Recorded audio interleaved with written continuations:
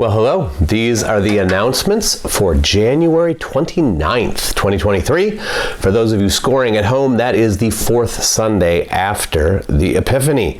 And so I am glad to have this opportunity to spend just a couple of minutes with you, this opportunity to tell you what's going on at church, and I am grateful for it indeed. We have our ordinary three worship services going this coming week. On the 29th, we have an indoor service at Peace at 8:30, an indoor service at Nelsonville at 10:15, and on Thursday the 2nd, February 2nd, we have our Thursday night candlelight service. Now, a few things that we should say about each of those. People, by and large, are not wearing masks at any of these services, but at each service there will be one or two, for reasons of their own, who choose to wear masks, and if that's you, that is just fine. We're a family. All right? No one's going to look at you like you're crazy. No one's going to get in your face. No one's going to ask you what you're doing or what you're thinking about. You do what's right for you. You do you. Everyone else is doing their best to do their own best, and together we're going to figure out how we live together in this just weird and baffling time. So come to worship. If you need to sit away from people, you can do that. Remember, Nelsonville's got a balcony. If you don't want to be close to anybody, come to Nelsonville, do the balcony. The Thursday night service always has communion. And it is now and will always be a stationary communion where you're sitting in your chair, and we use the little cups that are passed out at the start of the service. We don't want people walking around in the dark. We don't want people falling down in the dark. That's not what you came to do. And so that is and will be stationary. The other services, the Sunday services, we are still using those little cups, but at Easter time we're going to go back to processional communion, and we're going to have to talk about it because it's been a couple of years since we did it, and people will forget. But it's when you move your body up to the front with your brothers and sisters in Christ, and you receive the elements, then you come back to your chair and you sing and you wait and you pray. That's coming back. Everything that's been taken from us is coming back. So at Easter time, we will start doing processional communion again, and I think I speak for all of us when I say I can't wait. Now, the other thing that you need to know about this Sunday, the 29th, is that we are having our annual congregational meetings in both of the churches on the 29th. So at Peace, Pastor Gretchen will be preaching, and then at 8:30, and then at 9 o'clock, I will take the baton, and with Greg Reichenbach, the president, we will have the annual meeting for Peace Church. We need 25 voting members there to make quorum. We can't do anything unless we have 25 voting members, and so I am pleading with you that if you are able to come, if you are physically able to be there, that you come. Annual meetings are not the most fun that you ever had. They're not the most interesting way to spend 45 minutes or an hour, but it is critically important that we have the opportunity to talk to each other, to look at each other, to make plans with each other, to take a measure of one another, that this is the ministry that's before us. Are you in? I'm in. Are you in? So that's going to happen starting about 9 o'clock on Sunday at Peace in the sanctuary on the 29th, on January 29th. Pastor Gretchen will go to Nelsonville. She will lead that service there at 10:15. I will come to Nelsonville after the Peace annual meeting, and I will be ready at 10:45, 10:50 to start the annual meeting at Nelsonville with President Peggy Parker. And so we will do the same thing, Nelsonville specific, looking back at the year, taking a look at where the finances are, planning for the coming year, the coming ministries. We will do that all together. And then at Nelsonville, when we finish, it'll be 11:30, 11:45, something like that, and we'll go downstairs and have lunch.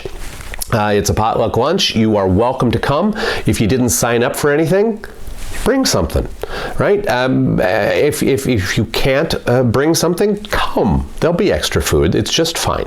But everyone is welcome. Voting members need to be at the meeting, and I need 20 at Nelsonville to make quorum. But these are public meetings. If you're not a member of the church and you want to know what goes on here and how we treat one another, come to the annual meetings, right? And it's all out in the open.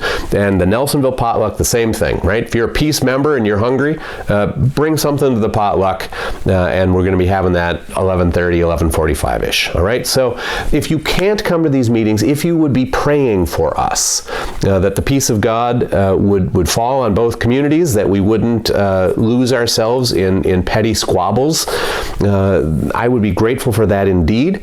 It hasn't happened in a long time. It does happen from time to time, but it hasn't happened in a long time. And if you would be praying that God's wisdom would be poured out on us so we know what we should do and what we shouldn't, I would be very, very grateful for that. All right, let's knock the other stuff out. The prayer list has a few new names on it, and so always that's on the top right part of the website. You can always click on that, and there's quite a bit of anonymity on the public version of that. And if you want to know who's who, in many cases we can tell you. In some cases, the people want this level of anonymity, but in many cases we can tell you who's who, and we would be happy to do that. But there's the Lindis family is still in the immediate stages of grief, and so we commend them to God's care. There's a man who got bad news. The cancer has returned, and Tucker has been diagnosed with Hodgkin's lymphoma. There's a man with stomach problems, and a woman with postpartum depression, and a man who's begun chemo for prostate cancer. The rest of the names you've seen before, all precious to God, all beloved of their families, and as you know who they are, I invite you to both pray for them and to find ways to support them here in this world as well. Offering envelopes and tax statements are available in both churches. If you are homebound and would like us to send them to you, we will. If you would just ignore them long enough, we'll also send them to you. But if you want to deputize a family member or a friend to pick up your tax statement from 2022 or your offering envelopes for 2023, that saves us money. It's a pretty dumb way to spend money if you're here or if someone you love is here and can pick it up, and I would appreciate that. Confirmation is ongoing. The lesson for this week, for Wednesday the 1st, is about Jesus' teaching about heaven, hell, and the end of days. So if that's something that interests you, you can drop into Confirmation. Confirmation is a public ministry of the church.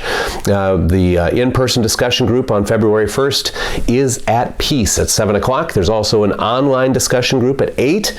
You can find the link for the online group on the top of the Confirmation page on the website. As always, the videos and my notes for the confirmation lessons are available to the whole church. They're available to the whole world. That this is a public thing. This is instruction about the basics of the faith.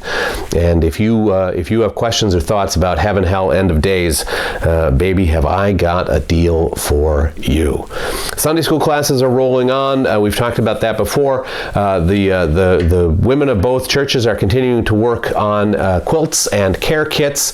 If you're interested in any of that, there's information. Click the LWR tab on the top of the website. Talk to me. Talk to any of these women. I would be happy to fix you up with them if you want to participate in that work.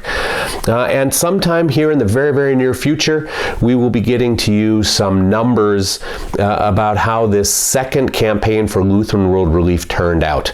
Remember, earlier in the year, the parish raised almost $500,000 and challenged the world to match us to provide for our brothers and sisters in Ukraine.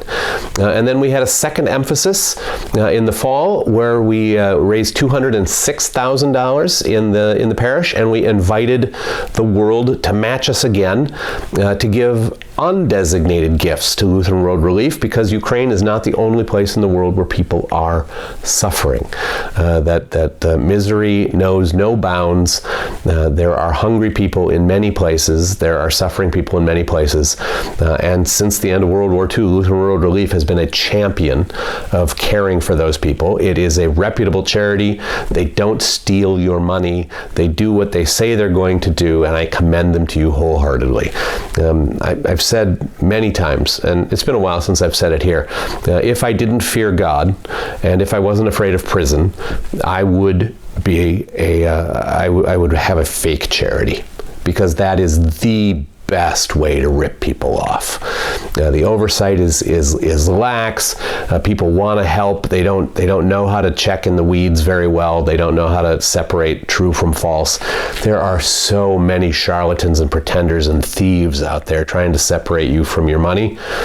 There's just, there's a few of these old, solid, reputable charities that have been at work for decades and decades that are public and transparent. Lutheran World Relief is a good charity. It's a stable charity, right? Lutheran Disaster Relief, also beautiful. World Hunger through the ELCA, right? Great gifts. I mean, there are some places where the wise give their money because good happens, harm is avoided, and the criminals don't prosper. And so, very soon here we'll get you feedback about how this challenge to the world went and how many churches or donors joined us in helping the needs of the people around the world. So look for that and be praying for Lutheran World Relief in Ukraine and elsewhere. I think that'll do. Probably longer than I should have gone anyway. Remember, annual meetings on the 29th. Your prayers are invited and welcome. Thank you. Bye-bye.